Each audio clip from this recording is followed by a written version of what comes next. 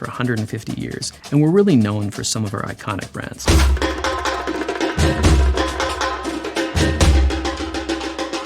Better eat your Wheaties.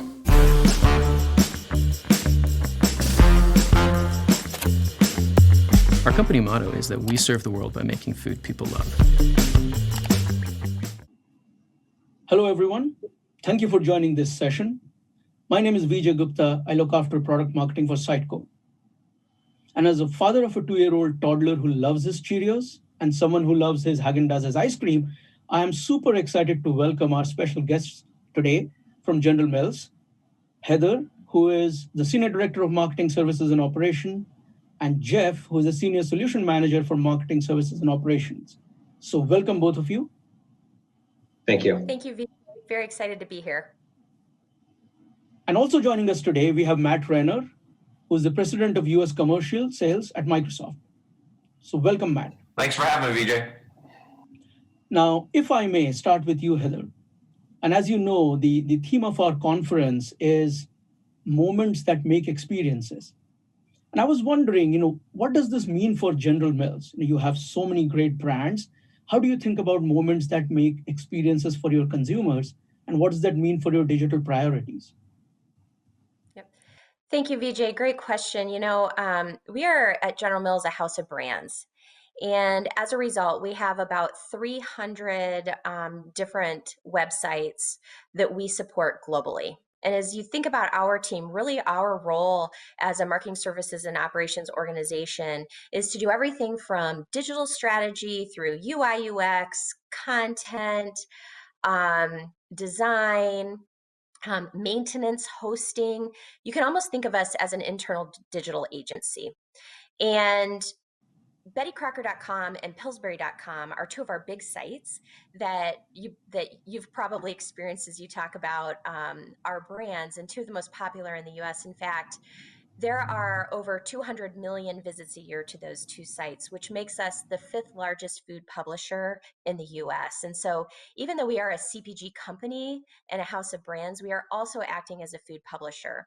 And part of the reason we're doing that is to really help our consumers with the experience of food and creating those moments that matter for our consumers, whether it's making the cake for your 2-year-old's birthday party that you talked about, or maybe even feeding her first finger food that's Cheerios and talking about ways to get her to eat even more.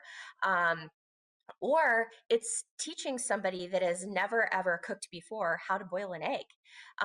Those are the types of experiences that we are trying to convey to our consumers and provide them the information and details they need so they can experience our products, not just out of the box, but in a way that's really meaningful to them. Got it. And boiling an egg, that's very complicated. And that does require somebody to go through massive instruction set. Especially if you've never had to even boil water before, I think. You're absolutely right. And the journey that you painted in terms of house of brand, which is also a big food publisher. If I may kind of now bring you into the conversation, Jeff, and I'm curious to understand from your perspective the kind of role Sitecore and Microsoft played in helping you be focused on your business as a house of brand, but also be focused on being, as Heather mentioned, the food publisher that's relevant for the customers. So walk us through that in terms of what perspective you have seen over the years as you worked with Sitecore and Microsoft. Yeah, Sitecore enables us to deliver our consumer experiences via a consistent code base with reusable components that most of our brand sites need. And what that allows us to do is spend less time and resources developing websites, and it lets us invest more in content and in developing and delivering the consumer experiences that are really going to provide value to General Mills. That is really great to know, Jeff. And I think if I summarize what you said, you're talking about the fact that by working with Sitecore Managed Cloud, which is on Microsoft Azure, you're able to make sure that you are focused on things that matter for you as a business, which is your consumer, while others who know how to manage technology are providing you with that capability and the security and the scalability without you needing to spend an inordinate amount of time taking care of those things. So Matt, if I may now bring you into the conversation, We heard from General Mills how they have been working with Sitecore Managed Cloud on Microsoft Azure and the transformation journey that they have been on. From your perspective, from Microsoft vantage point, I would assume this move towards cloud is a secular business trend that you're seeing. So if you could give us some ideas around what you're seeing other clients do, including General Mills, around getting the benefits from Microsoft Azure, that will be very beneficial to the audience. Thanks, Vijay. And we're seeing a tremendous adoption of the cloud, and more importantly, Microsoft Azure as a key platform. It's the fastest growing platform in the industry. 95% plus of the Fortune 500 are choosing Microsoft to ultimately aid in their digital transformation. But I think there's a set of reasons why we consistently see this happen. I mean, the first has to do with the flexibility of the cloud. The second part has to do with the scalability and the timing associated with that. Third piece I would talk about is security, a very secure and dependable environment that can be used as a backbone, but also puts you in a position where you can utilize some of the most modern tools that are out there, whether it's for development, machine learning and AI, or frankly, other deeper analytics that you may want to use for your business reasons. And the cloud can open you up for that. So that's great to know from your perspective, Matt, how Microsoft is seeing the trend around cloud computing and how clients around the world are using Azure to meet their business objectives. Before we wrap up, one of the things I always like to ask is, as both of you have gone through this journey, what advice do you have? 2, 3 things that have worked or things that people should be aware of as they're considering utilizing Sitecore Managed Cloud and Sitecore technologies and Microsoft technologies. Any pointers you would like to share with the audience here?